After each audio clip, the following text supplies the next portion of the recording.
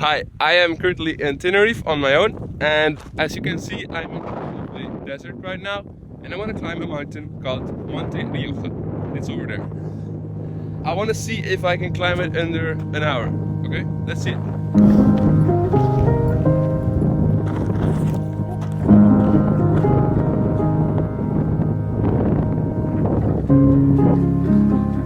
The top is not far anymore. Let's go.